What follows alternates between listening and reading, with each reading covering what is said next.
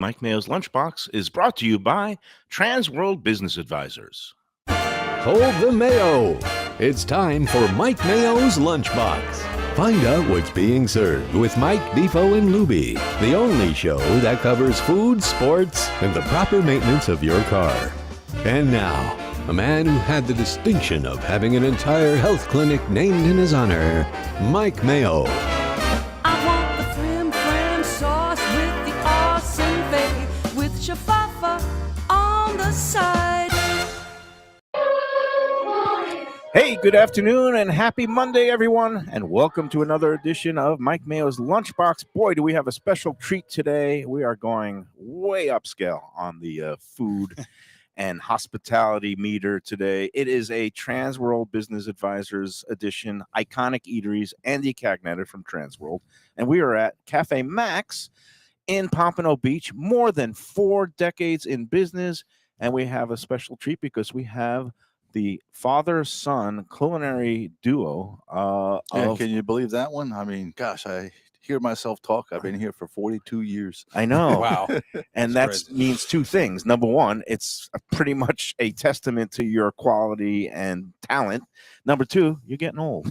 Yeah, well, that too, my he son started Eric young. here. And, honestly, it's an honest effort around here. People that work in our kitchen, they strive to make nice food. It really makes it a lot easier for us to kind of run the place and keep things fresh. Well, I recently came in last week with our friend Kip Hunter, and I hadn't been in here in a while, and my apologies. And it's like one of those things that, you know how places are around so long that sometimes you take them for granted, and people go around and they kind of chase the new and shiny toys. And then the moment I stepped in here, I was like, oh, what took me so long getting back here? Because you step in and it feels like stepping into a comfortable pair of shoes. It's just got the beautiful, dark, the atmosphere, the decor. It's kind of dark woods. It's quiet. There was recently a story in the Sun Sentinel about how places are getting so noisy and you need, basically to earplugs to. Yeah, I think some of that's by design, Mike. That's what they want. It is. They want lively, energetic atmospheres. They also, I know that some restaurateurs say that it turns the tables quicker, but here, this is a place for a civilized meal. And Andy, have you had much experience here? Yeah. Oh yeah, love coming here for special occasions. The food's always spectacular. It's top notch, and you can see some of the great dishes in front of us, Yeah. and we'll get to that in a second. But first of all, Eric, how did you end up in the family business? Well, I mean, there's a lot of ways around it. I mean, I was started here as prep. That's really how it started. Right. But otherwise, I kind of fell in love with weird people and weird experiences, I guess, in a way. That's the one thing that the restaurant industry can bring you. Yep. Is relationships you didn't see coming. So. And I guess, Oliver, why don't you just take us back to the very beginning? And it's with regrets that Darryl, you're a partner for a long time, and you guys started off with a different owner, and the Dennis Maxx. 100 years ago, I think I walked in the door on February 6th, 1986. Wow. Holy moly. And, been keeping it fresh ever since. You know that we print our menu daily. We used to just have a whole ton of specials, but now we print it daily. It evolved over the years. And I've always been kind of away from the trends. What's new again or what's old is new again. It's anything really goes here. If it's fresh, it looks good on the plate, we like to do it. Nice. And you keep it moving. You have a loyal customer base here. No right? doubt. Fierce loyalty. Just customers. Now their children are starting to eat here. Yep.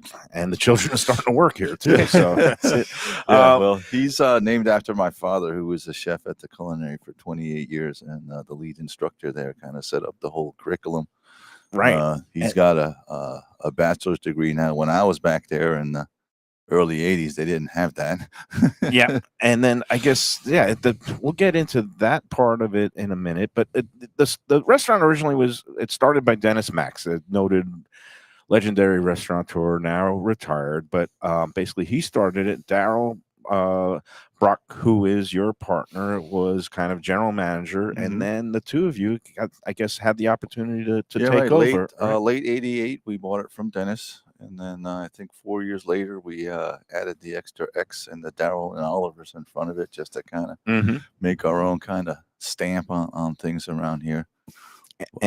And again, you took it over, and without missing a beat, you just continued his, high quality, the high standards, and here you are. But let's just tell the people the address here and the hours, just to It's give them the basics. 2601 East Atlantic Boulevard in beautiful downtown Pompano Beach. Right before you get to the drawbridge. Right. And then we opened that at 5. We used to always be 5:30, but after the pandemic and the food to go, we decided to go at 5. And then usually by 9:30, 10, we're kind of locking things up around here. We're still in Pompano, but the whole goal is to keep things fresh, and is really kind of what I'm after. You saw me cutting all that fish back there. Right. Yeah. Who was the Anthony Bourdon guy that said, Oh. don't ever eat fish on a Monday in a restaurant? They haven't been to Cafe Maxx. Right. And that's, and he also is a CIA graduate. CIA Yeah. doesn't stand for Langley, Virginia Intelligence Agency. It stands for Culinary Institute of America in Hyde Park, New York, is it? And- Beautiful Hyde Park. And like you said, it's 3 generations of Saucies, and I can't think of a better name for a chef than Saucy. yeah, Right. people didn't believe me. They thought I made up or changed my name or something. So your dad was the lead instructor, chief Right, yeah. instructor? When they moved into the culinary in 1972, he and I think 3 other chefs kind of developed the whole curriculum and kind of got it off the ground. Things have changed a little bit now. It's it's twice as big as when I was there, but it's it was kind of the Harvard or Yale of culinary schools. Now Yep. there's a culinary school in every state or every community college. They all have. No, I mean, and schools. it's funny how the whole profession and the the regard that it's held in has changed through the years. Mhm. It used to be seen, I guess, as a real kind of working man's job as being a chef. My father moved our family here in 1969 From and from Germany. Germany. Okay. We used to. Did you grow up in a castle or something, or is that? I did for the first 6 years of my life. Yeah, my dad was the food and beverage manager of the castle, with kind of an inkling toward the kitchen, and it was kind of neat. Yeah. The girls that work here didn't believe me, so I Googled it to show them. Nice. Do you ever go back and visit the old home? It's been a while. Yeah. I think I was back when I was 12 or 13, so it's been quite some time. Nice. And then, so again, the family affair, 3 generations now. You went to CIA after, dad has been instructor there for a long time. And then, Eric, you were telling me last week when I was in that you had the talk and maybe try to persuade him not to get in the business, or what happened? I was gonna. I kind of said, "Listen, we're gonna kind of squash this or feed this." I never actually told you this, Eric, but I just wanted to make sure, because I remember my dad trying to talk me out of it, and it's like, Orly, you're never gonna be off on holidays, and you're gonna have to work, and it's hard work, and I never really thought it was any big deal until all of a sudden you have 2 children that are. And Eric, did you have any hesitation about getting in the biz, knowing what your father has to do? No, not really. It's just what I know Mhm. at the end of the day. So Did you work here when you were younger? I mean, or like, I started here when I was 16, maybe Okay. Something 17? like that, yeah. Maybe even maybe even a tick 15. before 15. Yeah. very nice. They're talking legally worked here. Yeah, right. Yeah. He might have been sweeping a few Yeah. floors when he was 12, but that's Yeah, okay. yeah. The statute of Yeah. limitations is long It's gone. long gone. Again, Cafe Maxx, Pompano Beach. It's an iconic Eateries edition. And Andy, I think you might have a little plaque and presentation do. for Oliver and Eric. And of course, this is what we do once a month, thanks to Transworld Business Advisors. We kind of go around and we Oh, very nice. put the spotlight on places that have endured and not just survived, but thrived and are well known for their quality. And I don't know, do you want to read who wants to read the text here? And we could say, I don't have my glasses okay, on. we'll have Andy, you can do the honors, All right. and hopefully, I'm 62 now. I need Yes. those glasses. The iconic eatery of South Florida is presented to Cafe Maxx, Pompano Beach, established 1984. This fine dining oasis from Darryl Brooke and Chef Oliver Saucy has wowed guests for decades with hospitality, culinary creativity, and its signature caviar pie, which we have today. Yep. Tuna sashimi pizza, which we have today, and our sweet onion crusted snapper.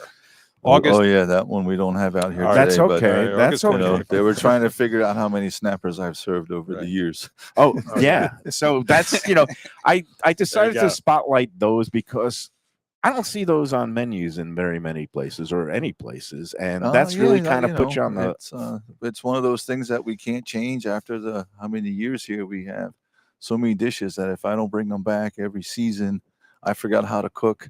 And at the end of the day, it's we're in South Florida. We got to take care, or you got to really make the customers happy, right? Highlight our seafood and kind of like tropical stuff. And I remember in the early '80s when they had the mango gang, I was kind of like the stepchild of the mango gang, and we all try to out chili each other and out fruit each other, out mango each other, and all of a sudden I'm looking around going like, this is nuts. Our best customers drink red wine and they like expensive red wine. You put a bunch of habanero on it, it's like you might as well throw your money in the flipping ocean. Right.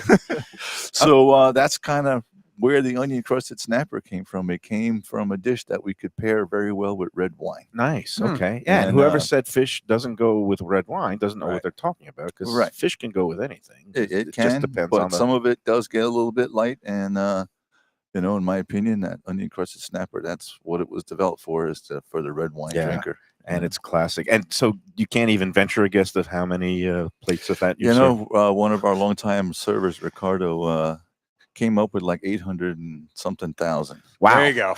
That's almost as many Big Macs as McDonald's serve. And this was a few years back now. Wow. That is, so you're coming in close to like a million onion crusted snappers. That good thing it's a sustainable fish. Yes. Yeah. And again, that's one of the things that I love about the menu. I mean, you see some of these high-end chains opening, and they build themselves as premier seafood spots, and then you look at the menu and everything is sourced from 1,000 or 2,000 miles away. Oh yeah. And it's like, how about some local water fish? And you got the snapper here. It's so funny you mentioned that, because back in the 80s and 90s, the farther you flew something away from, the cooler you were. And all of a sudden the early 2000s came, and all of a sudden the local movement, the farther you flew it away from, the more ogre that you were. And I'm not holier than now. We bring things in from around. I had a very nice piece of, what was it, the halibut last week from halibut, right. So there's always a couple, three things that I kind of source outside of our thing, but usually now it's the triple tail, the snapper, the tuna, the swordfish. What else do we get, Eric? I love that triple tail. It was fish wise, or oh boy. Well, you get grouper occasionally. Yeah, grouper a lot. Yeah, they put some moratoriums on that, but we still love the grouper. Yeah. So before we take our first break, just tell me about the origins of the caviar pie. How where did that develop? It's all the traditional accompaniments of caviar, just in a different way. Classic caviar gets served with sour cream and hard cooked egg and some chopped onion and whole wheat toast. And sometimes there's some variances on that with the blinis are whole wheat. So we get an extra thick sour cream, and we layer it up with hard cooked onions and hard cooked. And there's three types of roe on there, right? It's three. We use fish, flying fish roe on there, and they're different colors. All right. If you made this with expensive caviar, we'd be paying $100 for a slice, right? But it tastes like a rich, like a very indulgent dish, and it's because you got the creme fraiche and but all the different components that, like you said, you usually find on a classic caviar platter. Luby, you want some? We're gonna have Luby take his first bite. We'll put a headset on him later after we'll dismiss the chefs, but no, we're not dismissing anybody here. We're gonna just enjoy all this stuff while I take a bite of the caviar pie. And grown in culinary ecstasy, can you just describe, either one of you, what the rest of the lineup that we have? Eric, you want to talk about the tartare? Sure. So we have our beef tartare with filet mignon. It's got some shiitake mushroom, capers, red onions, basil, and chive, and we toss that up with a little bit of olive oil. We have some truffle aioli on the plate, some crostinis from ciabatta, Mm-hmm. a little bit of arugula, and then going on to the next plate there, we have Faroe Island salmon carpaccio. My favorite by far with salmon is the Faroe Islands. It's the cleanest of the fish. And for those who don't Yeah. know, that's right off the coast of like Norway or Yeah, pretty Scandinavia. much. Yeah. Iceland. Right. Iceland. Yeah. Iceland. And it's a super cold water. It's kind of like a big fjord, so it gets the natural tides that come in there, and they feed it organic fish meal and fish, and that's why it's so good. It's definitely a cut above the rest. Is it as good as wild salmon? I'm gonna say no. But is it Oh, it's from the ocean. 40% less the price better? Yes. And Well, it's not cheap. So it's aqua farming, but it's in the middle of the of the Yes, ocean. It's the just right way to do it. It's not like they used to do when they first invented Yeah. them. You'd get them in and you'd get those ones from Chile and their backs would be all deformed. And, then the ones at the Atlantic and the Pacific where they floated them in the nets and it would pollute the waters. And I see that you serve it with a lemon wedge. Same thing with the caviar pie. Do you recommend squeezing a little bit of the acidity on I it? like a little sugar. Andy, would you like to try some of the? That's again the salmon carpaccio, and then we'll go into the tuna.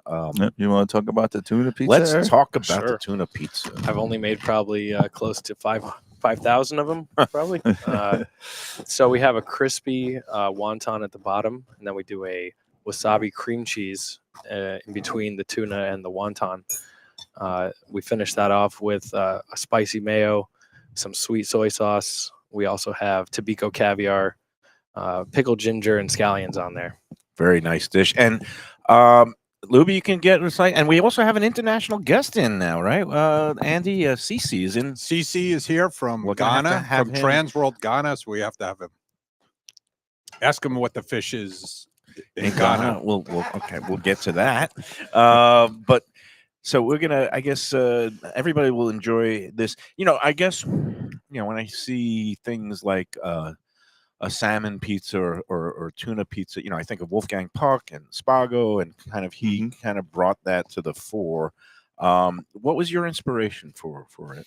We just tried to come up with something new. We worked on it for 3 days. Me and a couple of the guys, my neighbor, who worked here for years, and after mission and mashing, we kind of came to this one, and we can't take it off the menu now. I think the record is we sold 79 of those one night. Oh, That's I'm coming crazy. back On a typical soon. I assume Friday or Saturday is your busiest night. What's your record for covers here? I want to say it was the year 2000, New Year's Eve. We did, 360 something. Oh wow, Wow. 3 We got seatings or- 100 seats. Yeah, but we did it. We did our normal New Year's Eve seating, and then at 10 o'clock we had a private dinner to kind of ring ring in the in new the new century, year. yeah. Everybody got some Cafe Maxx glasses that said 2000, and 20 we had big fancy centerpieces on the table that had sparklers inside Wow. there. And then at about midway through the second course, one of the waiters was like, "Oh, what the heck is this button?" And he pressed the button, and they're all like supposed to get shut off at midnight. Oh boy, there was some pissed off So people. 25 years later, a quarter century later, did you think you'd still be here, or the restaurant would still be here, especially in fickle South Florida?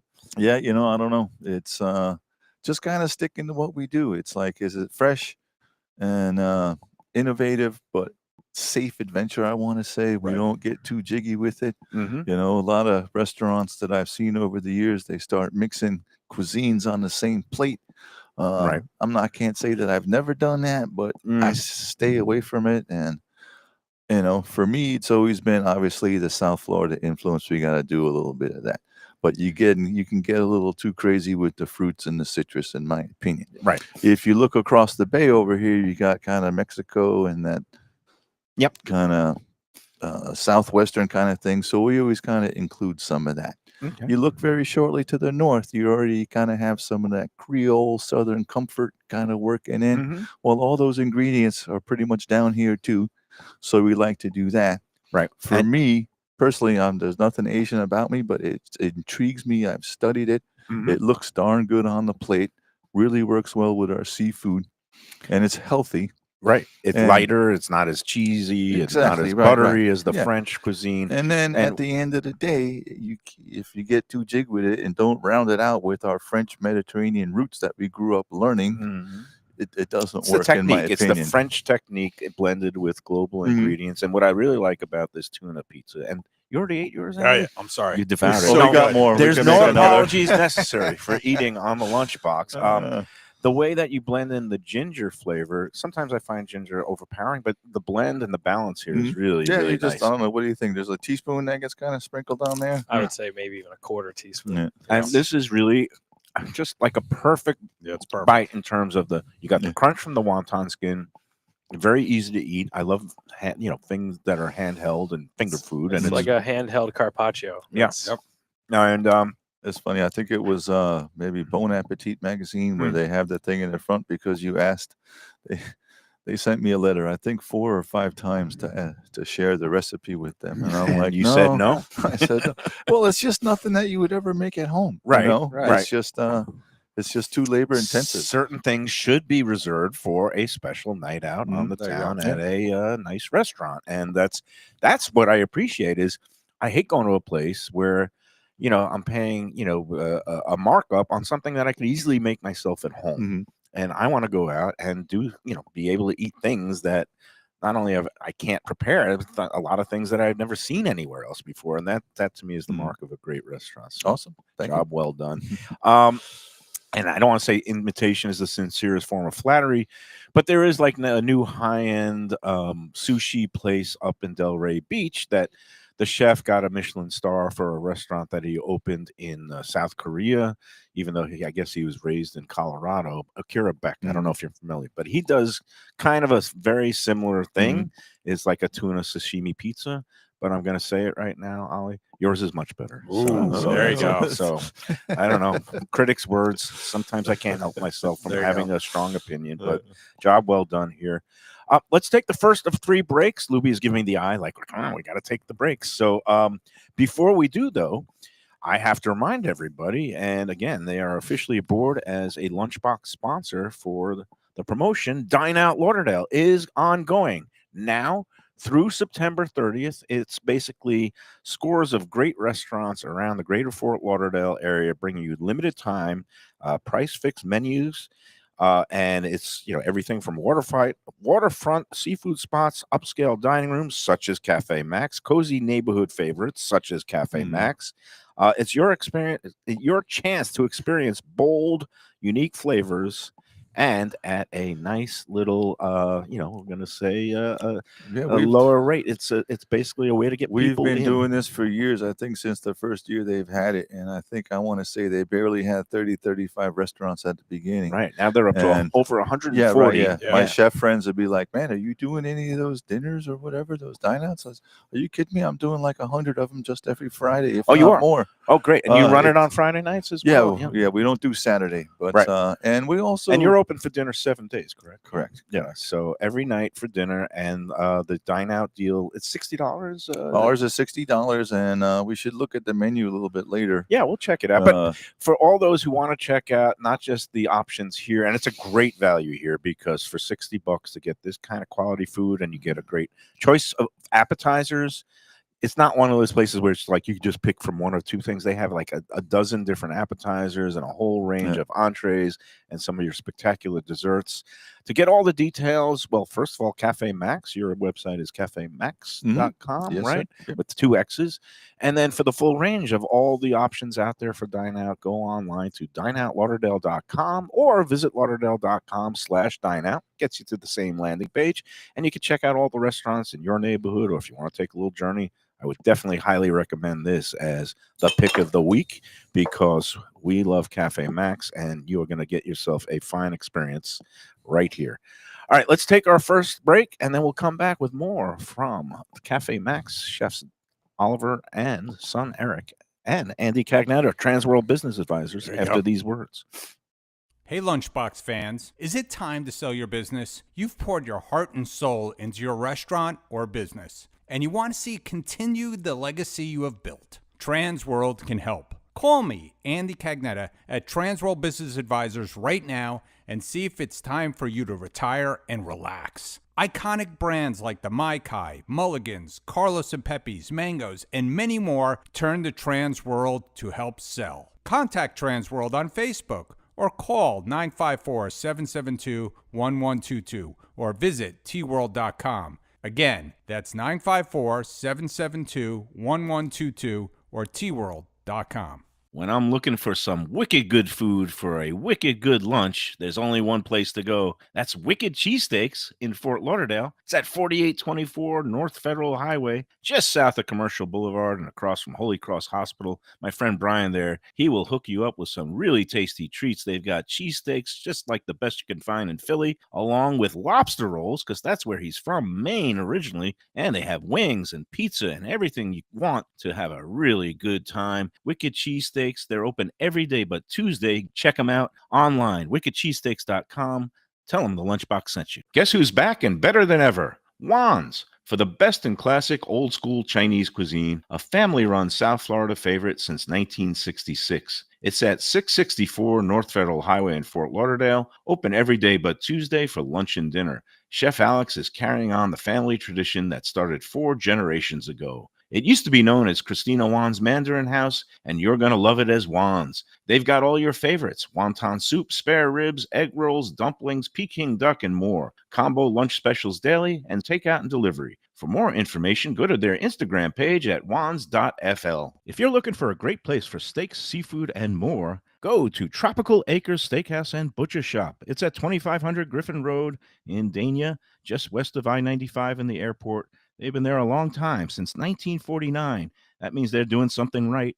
You'll get old school hospitality from the Studiali family, along with great value, for tremendous service. Of course, you could also go into the bar for happy hour every day, 4 to 6, and they have great value all night long. Also, a butcher shop that's open every day from 10 a.m. to 6 p.m. except Sunday. The dining room is open every day at 4:30 except Sunday. Go to Tropical Acres. Tell them the Lunchbox sent you. A tradition for South Florida sports fans for more than 30 years, Shenanigans. It's at 1300 South Federal Highway in Dania Beach, the place to go for all your favorite teams and events and food that's not your ordinary sports bar fare. Award-winning wings, burgers, fresh fish, and more, TV screens galore, and all-day happy hour specials. The kitchen and bar are open into the wee hours, perfect for late-night bites and very close to the airport. For playoff action, football season, and a good time anytime, Shenanigans. Great seafood and more at Mignonette, Miami. It's in the Edgewater neighborhood at 210 Northeast 18th Street, close to the Arch Center and Heat Arena. Mignonette is open every day for dinner, and it serves the freshest fish and raw bar items with a daily selection of the finest oysters around. Chef owner Danny Surfer and his team are eager to please, and now they have a great deal for Miami Spice through September 30th. $60 gets you a build-it-yourself 3-course meal. Choose almost any appetizer and entree and any dessert. That's every day, including weekends. Mignonette is Michelin Guide recommended and Lunchbox approved. For reservations and information, go to mignonnettemiami.com. All right, we're back on the Lunchbox. Cafe Maxx, world famous in Pompano Beach. Been here since 1984. Chef Ali has been helming the kitchen since 86. In dog years, that's like 300 and something. In restaurant years. In restaurant years. Yeah. Really a remarkable run here, and they're still going strong, better than strong. I guess talk about what gives you the most satisfaction now, and then I'll ask the same of your son in a second. You know, to me, at the end of the day, I'm big enough to know, literally, but I'm big enough to know that if it was a bad day today or not so good of a day, and I strive to make it be better the next day if I start seeing things. And, you know, I'm just so fortunate to be surrounded by a whole staff that really wants to try to do nice food. Yeah. That's what we get here. And, so the satisfaction of doing a good job is kind of what keeps me going. And Eric, have you gotten, I guess, just what is it that drives you? Well, I mean, we've reached the legacy category, which not a lot of restaurants ever get to. I mean, we're talking 40 years. One restaurants make it sometimes 4 years. So it's nice to make new connections with new people, especially new customers, employees, when everybody really already has an opinion about you, it's good to make a great impression yet again. You know, when somebody says, "Oh, I came in here, I think 2000. I can't believe you guys are still open," and it's just as good as it was then. So that's what's satisfying to me, is that we can continue to be consistent for people. Very nice. And I guess, what is the mix of regulars versus maybe tourists / newcomers? You know, it's put hard to tell. Some days I look out in this restaurant and it's like I know every single table by name. Mhm. And then other nights I look out and I'm like, who are these people? It's Well, just that's a like, good thing. that's right? That is a a great good thing. thing. That's Yeah. a fantastic thing. Yeah. But you know, I think we still have, by word of mouth is still what it is. And you know, things like holidays now, they trust us. The Thanksgiving dinner that we put on here, people can leave here going like, man, I can't make the turkey better at my house. Right. Right. So why do all the prep and the Mhm. cleanup and all that stuff when you could come here? You're open all the major holidays? Yeah, we close on 4th of July, Labor Day, and the occasional hurricane. But open Christmas Eve, Christmas Day? Christmas Eve, Christmas Day. Really? It's just That's it's some just one of commitment. those. It's just one of those things, and we're busy. Nice. Yeah, I can Uh, imagine. Christmas Eve is just like our regulars just fill the place. Yep. And then Christmas Day, we still have a good bit of regulars, and then you have all these people stuck in hotels. And where am I going to eat tonight? And the concierge says, "Hey, you know, there's this little place, Cafe Maxx. If you want a good meal, you know." Yeah. Duly noted for all the people that on the Let's Eat South Florida group. 210,000 plus now, but a lot of times people are, even a couple of weeks ago, somebody said, "I'm going to be in South Florida for Thanksgiving. What's open?" There you go. And I guess you could never plan too far ahead. Mhm. Me, that's very optimistic. I don't know if I'm going to be here at Thanksgiving, There but you go. I'm getting to that Come on, age. you're looking good. Ah, these thank days. you. But again, places like Cafe Maxx ready to serve when, again, on the holidays, and it's part of the sacrifice of Yeah, one being- of the Thanksgiving. This is a funny story. The gal that kind of ran the food section when they kind of Debbie Hart's. Yeah, Yeah, Deborah Hart's, old friend of mine. She Yeah. calls me up and said, you know, whatever, tell your person to stop sending me. I can't put you on anymore. Lists or I can't put you in the paper anymore. Our advertisers are complaining. I'm like, oh, okay. And the very next day, my picture is on the cover of the paper, and the whole food section was dedicated to the menu I did for Thanksgiving with the recipes and everything. I was like, okay, what? she You did, know? she did a little bait and switch. Yeah, she was good for. Yeah. She was good. She says, yeah. He says, you wouldn't believe this, where the people, they ask for recipes. She says, your stack is about this high. Mhm. Everybody else doesn't add Right. doesn't add Wow. up to 3 fingers. Probably starting with that onion crusted snapper, which Mhm. not even Bon Appetit could get there. Yeah, right. You know, Uh, I've done that one for cooking classes a few times now. You know, Yep. Andy, you got any other questions for the father-son duo? Yeah. So, are you going to retire ever? You know, is Eric? well, that's going to be Eric's in next charge? week, but you Yeah. know.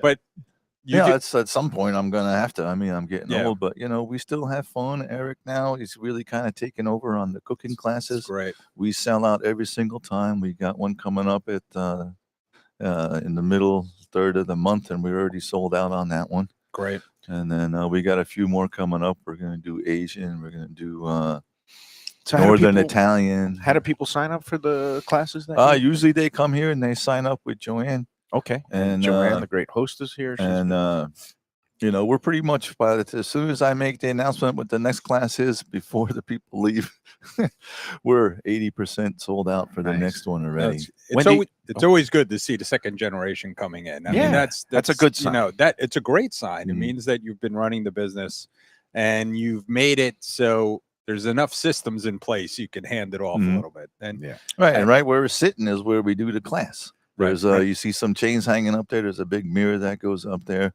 For lack of a better word, we got a stage. It matches the booths, and we roll it out, and we put all our mise en place up Nice. there. Then we push all the tables to the side and set it up like a theater, and then hand out the recipes and do the class. do you do that year round? No, we only do it in the summertime. Yeah, when it's usually we try to keep it to Thursday so Right. everybody kind of gets in tune, and then we start at 5 ish. I mean, I can never get 70 people at the same place at the same time in South Florida. So we kind of squeeze it to like 5:15 but by 6:30, quarter to 7, we kind of break up. We break down the stage. Everybody takes a quick little break, and then everybody sits down and gets the meal that we just prepared. Nice. Very, with a very small good. wine tasting. And can they usually. sign up on the website besides coming in and seeing Joanne? I don't know if you can. All right. You got to call. All right. All right. Yeah, and Got they're it. all again because you're an old school place. I love that when you That's have to all. make a phone Mm. call to get and talk to a live human being to either make a reservation. How seasonal is it anymore? Is it as seasonal, or It's is it? it's still a little bit seasonal, I would say. It's just there's so many restaurants now. It's like, Right. oh my God, how do you keep up? I think I might have talked to you 10 years ago, and Yeah. you said that. Yeah, the competition is getting you- more intense, but a lot of them fall by the wayside if they don't offer the same quality. And and you know, for- value is a relative term. I mean, you've always kind of been on the upper end of the, in terms of the pricing, Mhm. but that's because you get what you pay for. Right. Yeah, I don't make up the prices. Oh my Mm. gosh, it's so expensive, the food. Is even that Yeah. Darryl's yeah. department? Okay. Well, it's also no, the not so much. He kind of does everything in the front of the house, and I do everything in the back of the house. And Yeah. the costing of food and menu prices and managing all the freshness of that is what Eric and I do here. Yeah. Wow. Well, and again, it's one of those things now where the price of everything has gone up so much, and other restaurants. I mean, the value here. There's nothing offends me, and I've said this before on the show, is going in and getting a mediocre meal and paying a lot of money. But when I get a great meal, something that is creative and something you Mhm. can't make at home, and then you walk out floating on air and saying, "Oh wow, that was really good." So that to me is Well, that's when you know you're getting value. I've said it years that value never goes out of style. Right. That's it. I guess you have a full bar here, and I noticed that Joanne made a couple of cocktails on the side. I don't know if that we were supposed to like guzzle that after the show, but you know what? Let's take our break number 2, Luby, and then we will get on to maybe talking about full bar and maybe the talk a little bit about wine and cocktails and how those pair with various dishes here. Sure. After these words, break number 2 on today's Lunchbox, brought to you by Transworld Business Advisors. When people ask me about the best restaurants in South Florida, Casa D'Angelo is always at the top of my list. First-class dining, top-flight service, elegant atmosphere, and chef-founder Angelo Ilia is legendary. The flagship in Fort Lauderdale has been serving the finest Italian cuisine since 1997, with other locations in Boca Raton and Aventura. As Angelo himself says, they have an unwavering commitment to unparalleled quality with meticulous attention to details. It's so good, with house-made pastas, pristine seafood, unique meats like elk chops and bison, and seasonal specialties including fragrant fresh truffles from Italy. All locations open 7 days for dinner. Reservations recommended. For a special occasion or any occasion, Casa D'Angelo. Tell them Mike Mayo sent you. Hey, it's Mayo for Gilbert's 17th Street Grill. You know me, I love family-run places with quality food at fair prices served with passion and pride. And that's why I love Gilbert's. For more than a decade, Lenore, Beth, and Richie Gilbert have been serving up the best burgers, wings, ribs, salads, and desserts. It's a fast casual spot. Everything prepared fresh to order from an immaculate open kitchen. They're at 1821 Cordova Road in Fort Lauderdale in the Cordova Shops just south of 17th Street. Open every day but Sunday. One of my favorite burgers in South Florida. Big, round, juicy pucks of 100% Angus beef, char grilled to perfection. And don't miss the sweet potato fries on the side. They're legendary. Go to Gilbert's, feast, and be happy. Tell them the Lunchbox sent you. Delicious Mexican food with innovative twists. Margaritas with a medley of tongue-tingling flavors. I'm talking about Taco Craft, Taqueria, and Tequila Bar. The place to go on Taco Tuesday and every day. It's located at 510 North Federal and Highway in Fort Lauderdale, and also in Lauderdale by the Sea at Plantation Walk and Coral Springs. Taco Craft has specials every day, including bottomless drinks for Sunday brunch, and Taco Tuesdays, including their new birria tacos with bone marrow broth. Oh, it's so good. They've even made a taco lover out of me, and they've got so much more, including fajitas, that open-faced smashed cheeseburger tortilla that's new, and a guacamole sample that's an explosion of flavors. The kitchen is open late. There's delivery and takeout. For more information, go to tacocraft.com. Tell them Mike Mayo, the Lunchbox, sent you. The finest quality, warm hospitality, and world-class creativity. Those are the ingredients that make Daniel's, a Florida steakhouse, a special place. Come experience the restaurant that's Michelin Guide recommended and totally Mike Mayo's Lunchbox approved, with an impressive collection of steaks, seafood, and more, like their foie gras creme brulee. Daniel's is located at 620 South Federal Highway in Fort Lauderdale, just south of the New River Tunnel, open Tuesday through Sunday for dinner. For reservations and information, go to danielssteak.com. Fresh local fish, a sophisticated setting. I'm talking about Corvina Seafood Grill. It's at 110 Plaza Real South in Boca Raton, just south of Palmetto Park Road. It's the place to go for the freshest and local seafood and fish, some of it with a Peruvian twist like their great ceviches. It's open 7 days for dinner. They also have happy hours 7 days a week. You don't want to miss it. It's a great place. CorvinaBocaRaton.com for more information and reservations. Tell them the Lunchbox sent you. Same great Thai food, beautiful new location. I'm talking about Eat Thai, now in Boca Raton at 6299 North Federal Highway. Thai cuisine is having a moment, and Chef Sopanut makes some of the best in South Florida. A hip and modern spot with authentic Thai street food and some innovative twists. The spicy oxtail soup, Thai bouillabaisse, shrimp ceviche, and classic noodle dishes will wow you. And they now offer full liquor and craft cocktails too. Open every day but Tuesday for lunch and dinner. Go to eatthaiflorida.com for more information. Okay, we're back on the Lunchbox, a special iconic Eateries edition presented by Transworld Business Advisors and Andy Cagnetta. Anything going on new in your world, Andy? It's just a busy time. I don't hear his mic. Now you got it. Oh, Thank there you. you go. Thank you, Libby. It is just a busy time. I mean, lots of people moving to South Florida still, and businesses are selling, and interest rates have snuck down a little bit. So it's been a busy year. It's busier than last year. So okay, that is good news for you. Yes. Again, if you have a restaurant or a business that you're looking to either buy or sell, tworld.com is the place to go. Give us a Transworld call. Business Advisors. We were talking a little bit during the break, Ollie, about just the economics of the business, and that you guys are fortunate in that you have I guess, good relations with a landlord and a favorable lease. Is That definitely makes a big difference. And I think that's it's a little bit of everything. You can't just have good food. You got to have good service. You can't just have good service. You got to have a good beverage list and some, choices. And, we finally got a liquor license. Gosh, When was that?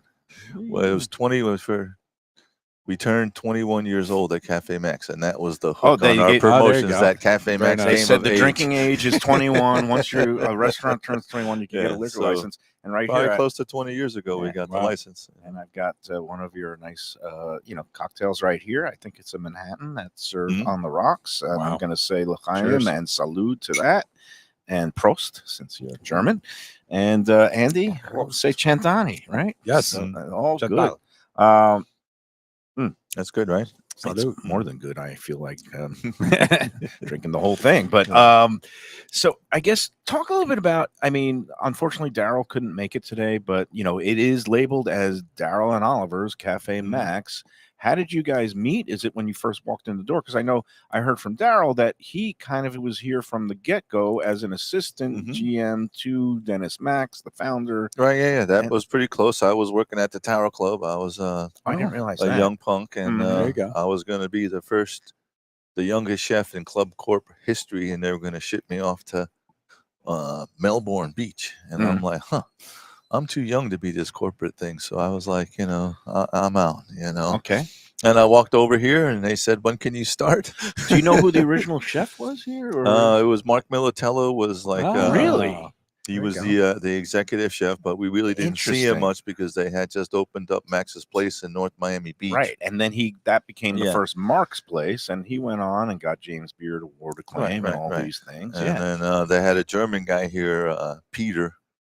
And whatever. I get along with everybody, but I love hearing restaurant history. I did not realize that Mark Militello was one of the first chefs. Yeah. So that didn't work out so good, and then I don't know what happened. I guess he had some legal troubles, and all of a sudden, he was out, and I was in.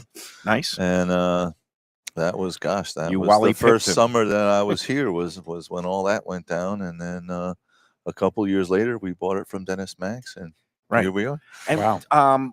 exactly, I guess, how do you come up with, I guess, the funds at that point when you're both kind of young and starting off, and It Dennis was was, willing to just part with it? Well, he kind of helped finance some of it, and then we scrounged up money and That's very made generous it of him. happen. Yeah. You know, everybody was like, "Oh, you're crazy! You're never going to make it." And here we are. And did the opportunity ever arise to buy the property, or it's just part of a strip center that the You know, it did come up, and we opened up East City Grill on the beach instead. Mm. And then which was a great place. I love that. That was in the Atlantic Hotel, right? Or, back then it was I don't know how many millions it was, but we could have done it. Right. And then the original owner passed away and moved it up, or willed it to his daughters. And they said, "Hey, you know, you want to buy this place again, you know?" And they're like, "Oh yeah, sure." And it was like $86 million. And I'm going like, oh no. That was a little, but it was from out of here. reach. It was from here to the end. It Oh, was the whole entire strip. Yeah. It's one big piece. And since then, they kind of redid the whole facade and got to 100% occupancy, and they just broke it up into little pieces. Right. So the original daughters, they only have like this. But the key thing is that you guys are still here, because one of the common threads of places that are able to last a long time is either they own the property outright, or they have very favorable relations with the landlord who's not looking to squeeze every last nickel out of them. And I assume that your lease is in place for a little while. Oh yeah. We just signed another one. I forget how many years it is, but Eric, that's I guess both good and news for bad Eric. news. So well, it is great news for food lovers. Eric here. has a bachelor's in restaurant entrepreneurs. Very good. There you go. From and, CIA. And one more comment. One of the things that we noticed when we were here last week is that you have these beautiful, nice, fully plated entrees that include, the sides, either a potato, a vegetable component, and that's something that you don't see every day at high-end restaurants. There's a lot of them we've a la carte. Yeah, we've always kind of done that, and compared to a steakhouse, I've done the pricing on it. By the time you go and split a baked potato and have a side of hollandaise for $8 and the massive amount of broccoli, you're paying the same amount of money as what we do a little bit more creatively. Our 3 peppercorn filet mignon. That's been a big hit forever. I can't take that one off. We make the blue cheese au gratin with a little bit of bacon and blue cheese and sauteed mushrooms and peppers and onions. Very good. People love that one. And you go to some places, in my opinion, you get a steak au poivre and they just gram it in there with like peppercorn crust. It's so spicy you can't eat it. You can't eat it. And ours, we do a blend of pink, black, and green peppercorn, so it makes it a little bit more mild. And then we only do the barrel side, the outside round of the steak. So when it grills, you're not burning those peppercorns and getting that charred kind of taste on there. That's it. That technique is. It's the whole reason I won't order a black peppercorn steak. Oh, it's usually too overpowering. Right. You can't taste nothing else. No, right? you can't. It's just pure. These guys, and like you were saying at the beginning, you order a nice bottle of wine, you're going to ruin the bottle of wine. Yeah, right. Yeah, what's the point? Yeah. Well, if a couple of chefs named Saucy can't make a sauce right, then. Speaking of sauce, trained, I mean, right? Who in town still makes veal demi-glace from scratch? Yeah, it's like a 3-day process. By the time we reduce it naturally, very labor-intensive process and very also expensive to get the proper components. So, and you use the demi-glace in what? Pretty much all our meats. Yeah. Get sauced with a little bit of demi. It's like a richened version of au jus. If you don't know, we brown the bones and make the veal stock, and then we reduce it down with red wine and vegetables and peppercorns and herbs, and it's all good. Strain it all back out, and then all good stuff. All the meats get a little bit of that on there. All right. Well, let's take the third and final break on today's show, and then I'm going to come back and we'll talk a little bit about dessert. Maybe we could get one out here because last week I had your creme brulee, and it's a little bit different than what most people think of when you hear creme brulee, but it was absolutely outstanding. And it's one of those things that sets you guys apart is your desserts. And do you have a full-time pastry chef? Or Oh, is it- yes, we do. Yes, yeah. we do. And then I think the guy from Swiss Chalet that sells all the baking supplies, that he tells me how few of the restaurants still make their own desserts. It's a rarity to have not just making all your own desserts, but also having like a dedicated, pastry chef. It's become Yeah, we got a little area back there. We call it the bake shop. Mhm. And during the day, she's making the desserts back there. And guess what happens at night? That's where we serve them from. Yeah. What's her name? You want to give her a little Burnett. props? Burnett. Yeah. And she's been doing it a long time. Gosh, yeah, probably 10, 12, Wow. 13 years. Yeah. All right. gosh. It's all good. It's all part Got of the what- mathematician over there. Yeah, Yep, it's yep. part of what makes Cafe Maxx one of the longest running favorites and iconic Yeah. eatery. It is iconic. The waiters have been here for 30 years. And, Yep. Yep. Ron, our bar manager, he's on vacation right now, but he's been here. And it's very happy to run 28 into years, oh my Tom God. Tom H last week, and Yeah, he's right, been yeah. around the block at some of the best Yeah, yeah. restaurants in town. Yeah, so, he works for us at the beach too. yeah, very nice. All right, Luby, let's take that third and final break, and then we'll come back and wrap up this iconic Eateries edition brought to you by Transworld Business Advisors. When people come to me and say, Mike, where should I go out to eat? I got guests coming from out of town. Where should we go? Cafe Seville. That's the answer. 2768 East Oakland Park Boulevard. It's a Fort Lauderdale perennial, serving the finest in Spanish and continental cuisine in a cozy, friendly, comfortable setting. Joey Esposito and Sally, his better half, they've been running the place for a long time. It's been open since the 1980s. They got great Spanish classics like paella, shrimp with garlic sauce, and all kinds of great seafood dishes. The stuffed veal chop, oh, that's my favorite. Go to Cafe Seville. It's open every day but Sunday at 5 p.m. for dinner. Tell them that the Lunchbox Mayo and Defo sent you. If you like seafood in a comfortable setting, outdoors, even keel fish shack at the corner of A1A and Commercial Boulevard in Lauderdale by the Sea, upscale food in a down-home setting, the chef owners, Dave and Brad, do a terrific job with all the seafood classics that you want. They have the best grilled oysters in town, bang bang shrimp, lobster rolls, and deli fish specials. They also have weekend brunch Saturday and Sunday. They have deli happy hour 4 to 7, and they also have other weekly specials like mussels on Monday and oysters on Tuesday. Go to Even Keel Fish Shack and tell them that the Lunchbox sent you. Looking for a real New York slice? Check out Peter's Pizzeria, your neighborhood pizza shop. With 2 locations, 1166 North Federal Highway in Pompano Beach and 897 East Palmetto Park Road in Boca Raton. Slices, whole pies, specialty pizzas, heroes, rice balls, salads, pastas, and Mama's homemade desserts. It's New York flavor, Florida made. Originally from Long Island, Peter brings passion and pride to his pizzas. No matter where you're from, you'll feel right at home. Open every day but Monday for lunch and dinner with delivery and takeout. Place your order today at mypeters.com. Okay, we're back and at Cafe Maxx, and we have dessert in front of us. What a treat that is. And as I was saying, not your typical creme brulee. It's not like served in a little ramekin with the blowtorched top. Can you describe, Eric? Do you want me to describe? Yeah, sure. sure. We have a almond lace tuile that is basically just a cookie. And then we have our custard in the center. It's basically a stirred custard that you'd find in a creme brulee. We just stir it on the stove until it's thick, chill it, and then scoop it. Wow. We use a old school brulee iron, like a gratin iron. Man. Oh, it's like We have some berries underneath. perfect. Yeah, That's yours. and that's it. We just torch the top.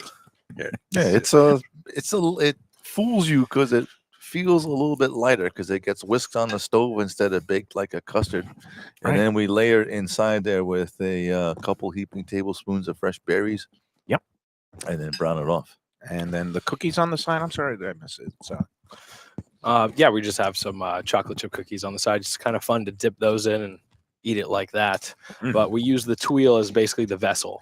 So Yeah. it's pretty much an all edible meal, or excuse me, a dessert. Yeah, who needs a tortilla chip when you got cookies to dip into creme brulee? Exactly. Yeah. That's really good.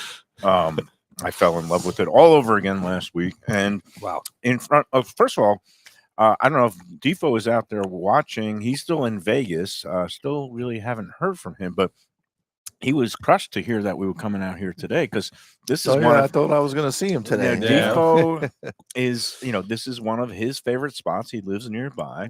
And also, such luminaries and food lover Paul Castanovo Mm. used to live nearby. And Yeah, I know right, he yeah. moved up to Boca. Do you still see Paulie around? All the time. Yep, yep, yep. Yeah, he sings the praises of Cafe Mhm. Maxx. And Defoe, sorry, next time. I took Defoe's seat, I think. Nah, it's all good. But and we want to talk about, look at this dine out menu. Some places, like you were saying, they just put a salmon piece or a half, like a little piece of chicken or a Mhm. pasta. Look at this lineup here. I count 10 different entrees, like 9 different appetizers, 7 different desserts. Yeah, and we usually throw a special on there, especially as we get into the Thursday, Friday busier days. I mean, last Thursday, gosh, we were Wow. busy, right? We did like 70% dine outs. Holy moly. And this is a great deal. I mean, this is the That's spotlight amazing. deal of the week for Dine Out Lauderdale. $60, and it's even available on a Friday night, and it's going on all through the rest of August, all through September 30th. And again, look at this. You can get a choice of beef carpaccio, lamb meatballs, a chicken pasta. That's just the starter. Then you get into the main courses, and again, their greatest hits are on here. The onion crusted fish of the day. They've got some great a butter panade crusted fish du jour, mushroom risotto. They got the peppercorn grilled Duroc pork. Mhm. Tenderloin. Yeah, I mean, this is don't, great. We don't print this menu every day like we do our regular menu. So that's why I write fish of the day.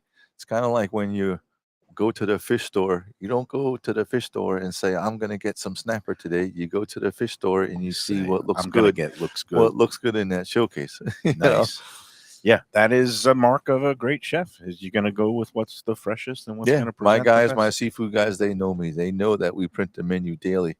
So they're not afraid to do an audible when something is not what we want it to be. They'll say, hey, listen, the triple tail wasn't you.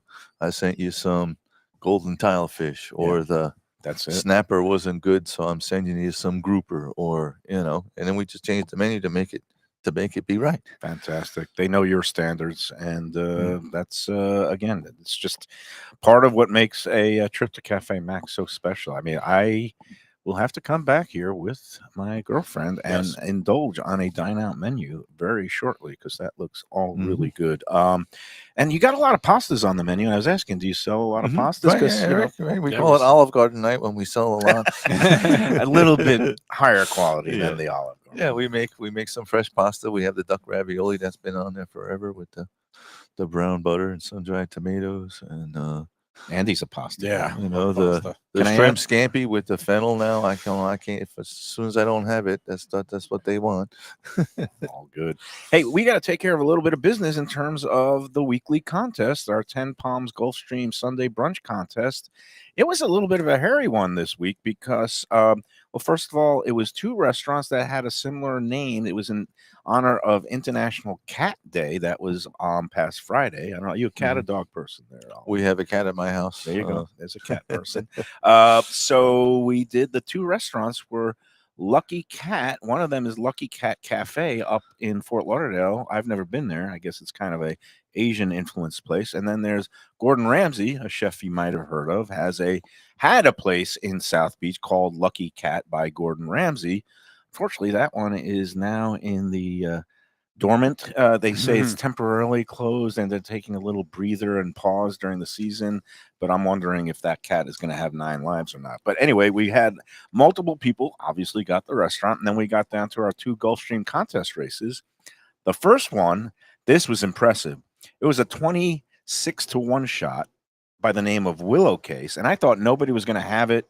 And it was going to go to the second place horse that was the favorite, and there were 2 scratches, and there was going to be 28 people alive going to the second race, which is also won by the favorite. But no, congratulations to Jody Scheib. You actually picked the $56 horse, Willow Case. You were the only one that had it. And you also, for good measure, picked the second winning horse, Dici Asset, which is the one that our friend Arlene Borenstein picked. That one. A bunch of people had that. But to have both of those, including a $56 horse to start, very impressive. You are the winner of this week's Lunchbox 10 Palms brunch package. Again, you and a guest will get a fabulous buffet brunch at 10 toms on a Sunday of your choice in the next 90 days. Just let me know which Sunday you want to go. And speaking of Sunday brunch, besides dinner every night, you guys have brunch service, right? No, we kind of we took off the season for brunch this summer. It's just it was a little too much to kind of get all that stuff done.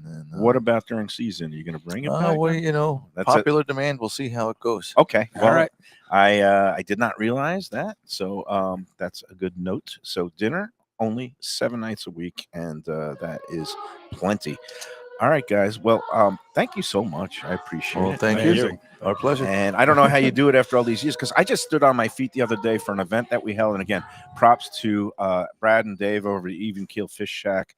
We didn't let a little rain dampen our spirits. We had a great crowd, almost a sellout, almost 100 people, where we were eating oysters and sipping on a sparkling wine, and also had the paella. And basically, I was the one that was left to kind of greet guests and seat them. And I give mad props to anybody in the service industry, because my feet were aching after just being on my feet for like 6 or 7 hours. I don't know how you guys do it every day.